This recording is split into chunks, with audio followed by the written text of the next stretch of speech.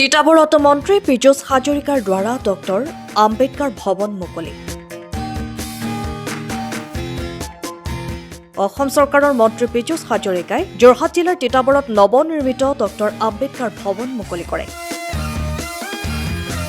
এই উপলক্ষে অনুষ্ঠিত হোৱা সভাত মন্ত্ৰীগৰাকীয়ে ভাষণত চৰকাৰী যোৰহাট লোকসভা সমষ্টিত লোৱা উন্নয়নমূলক আঁচনিসমূহৰ সন্দৰ্ভত কোৱাৰ লগতে চৰকাৰী যোৰহাট জলসম্পদ বিভাগত 400 কোটি টকাৰ কাম অচিৰেই আৰম্ভ কৰিব বুলি কয়।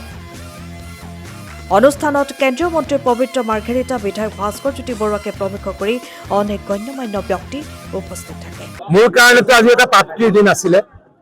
আজি যোৰহাট লোকসভা সমষ্টিত কেইবাটাও কাম ৰাইজৰ কাৰণে উৎসৰ্গা কৰিবলৈ সক্ষম হলো। আমি লোকসভা নিৰ্বাচনৰ সময়ত ৰাইজক প্ৰতিশ্ৰুতি দিছিলো যে গেলেকী অঞ্চলত 19 কিলোমিটাৰ নদীৰ আমি খনন কাৰ্য আৰম্ভ কৰিম। তাত ৰাইজে যথেষ্ট কষ্টত আছে। সেই নদীসমূহ নদী নাই, বৰ্তমান নদী বুলিবলৈ একো নাই। গেলেকীৰ পাহাৰৰ পৰা, নাগালেণ্ডৰ পাহাৰৰ পৰা যেনিয়ে তেনিয়ে পানী বাগৰি আহে। 3টা পঞ্চায়তত অলপো খেতি নহয়। গতিকে ৰাইজে আমাক আহ্বান জনাইছিলে সেই নদীকেইখন খনন কৰিবলৈ। আজি খননৰ কাম শুভাৰম্ভ কৰিবলৈ পাই অত্যন্ত সুখী হলো। মই আৰু পবিত্ৰ দাই সেই খননৰ কাম আৰম্ভ কৰিলো। দ্বিতীয়তে আমি যেতিয়া ইলেকশ্যনৰ আগত, লোকসভা নিৰ্বাচনৰ ইলেকশ্যনৰ আগত জাজিমুখলৈকে গৈছিলো, জাজিৰ সেই নদীৰ পাৰলৈকে গৈছিলো 5 কোটি টকাৰ এটা আমি গৰাখহনীয়া প্ৰতিৰোধৰ কাম কৰিবলৈ। তাত ৰাইজে কৈছিল যে 25 কিলোমিটাৰ মথাউৰিটো পকীকৰণ কৰিব লাগে। গোটেইখিনি খিলঞ্জীয়া মানুহ, অসমীয়া মানুহ, ঠিক তেনেকৈ গেলেকীৰ গোটেইখিনি অসমীয়া খিলঞ্জীয়া মানুহ।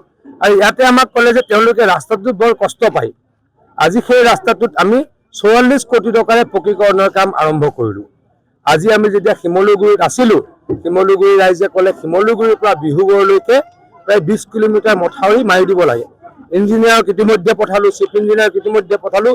ফিজিবিলিটি থাকিলে সেই মথাউৰিখিনিৰ কাম 2 মাহত আৰম্ভ কৰিম। তিতাবৰত আহি আম্বেদকাৰ ভৱনটো ৰাইজৰ কাৰণে উৎসৰ্গা কৰিলোঁ। আৰু এটা কথা আপোনালোকক প্ৰতিশ্ৰুতি দি যাওঁ, অহা 2 মাহৰ ভিতৰত শিৱসাগৰ আৰু আমাৰ সোণাৰী আৰু যোৰহাট জিলাত প্ৰায় 400 কোটি টকাৰ কামৰ শুভাৰম্ভণি কৰিম। জলসম্পদ বিভাগৰ শুভাৰম্ভণি মানে আধাৰখিলা নকৰোঁ, কামেই আৰম্ভ কৰিম। ইয়াত ৰাইজে ইয়াৰ পৰা বহুত ডাঙৰ ব্যক্তিক সাংসদ পাতিছে। গতিকে ৰাইজে জানে যে ডাঙৰ ব্যক্তি সাংসদ হৈছে, কামটো তেওঁ নকৰে। কাৰণ তেখেতলোকৰ এইখন জাগিৰ হয়। ডাঙৰ মানুহে সৰু মানুহৰ কাম নকৰে।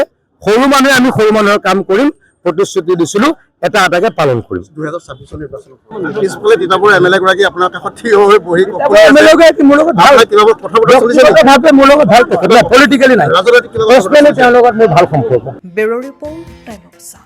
সময়ৰ খবৰ সময়ত পাবলৈ ফলো কৰক টাইম অফ আছাম।